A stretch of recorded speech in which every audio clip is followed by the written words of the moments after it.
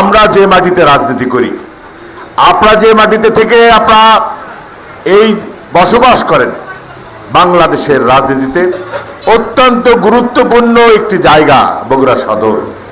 যে মাটি থেকে বাংলাদেশের প্রধানমন্ত্রী নির্বাচিত হয়, সেই প্রধানমন্ত্রী বর্তমান তার শাসন দিয়ে বাংলাদেশের মানুষের হৃদয় জয় করছেন। উনি বাংলাদেশের মানুষকে প্রতিটি সময় উনি আলো ছড়াচ্ছেন। তার আচার আচরণে কথাবার্তায় আজকে বাংলাদেশের মানুষ পুলকিত হয়, আনন্দিত হয়, আর আমরা গর্বিত হই। কিন্তু সেই গর্বের মাঝে যদি মনে হয় আমাদের এলাকায় মাদক সরে গিয়েছে,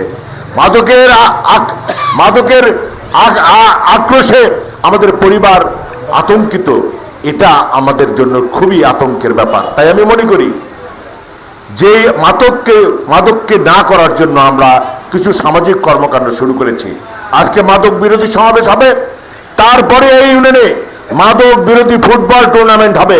সকল যুব সমাজকে নিয়ে এই মাদক বিরোধী ফুটবল টুর্নামেন্ট হবে এবং মাদক বিরোধী সমাবেশ করার জন্য আজকে মাননীয় পুলিশ সুপার মহোদয় নিজে এসেছেন, এসপি মহোদয় এসেছেন, ভারপ্রাপ্ত কর্মকর্তা এবং অন্যান্য কর্মকর্তারা। আমি শুধু এটুকুই বলবো, মাদক যারা বিক্রির সঙ্গে জড়িত আমরা খোঁজ নিয়েছি, তারা সংখ্যাগরিষ্ঠ মানুষ। বিগত সরকারের যা সন্ত্রাসী গোষ্ঠীর লোকজন, তারা এখনো মাদক বিক্রির সঙ্গে জড়িত আছে, এটা আমরা খোঁজ পেয়েছি। তাদেরকে ধরবেন, তাদেরকে অ্যারেস্ট করবেন। আমরা গ্যারান্টিতে বলতে চাই, বিএনপির পক্ষ থেকে একটি ফোন আপনাদের কাছে যাবে না এবং যায়নি। গত 2টি বছর যাবৎ এই কোনো ক্রিমিনালের পক্ষে বিএনপির কোনো ফোন পুলিশ প্রশাসনের কাছে যায় না।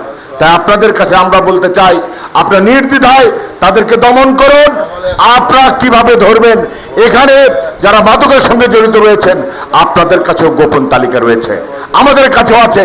তারপরেও আমি জনগণকে বলবো, আপনারা তালিকা দেবেন, সেই তালিকা আমরা হস্তান্তর করব। সেই তালিকা অনুযায়ী কোন মামলায় তাদেরকে আটক করে রাখবেন সেই দায়িত্বটা দয়া করে আপনারা নেবেন।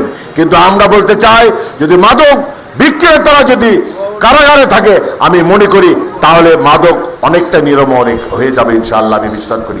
তাই আমি মনে করি আমাদের সর্বাত্মক সহযোগিতা নিয়ে আজকের এই সমাবেশ সফল হোক, সুন্দর হোক এবং পুলিশ প্রশাসনের পক্ষে আমাদের সব গ্রামের সকল স্তরের মানুষ, সকল স্তরের জনপ্রতিনিধি যারা নেতৃবৃন্দ রয়েছেন, সবাই মিলে ঐক্যবদ্ধভাবে আমরা পুলিশ প্রশাসনকে আমরা সহযোগিতা করব, নিজেরা সজাগ থাকব এবং মাদককে যে কোনোভাবে মোকাবেলা করব, এই প্রত্যাশা নিয়ে আমি কথা বলেছি।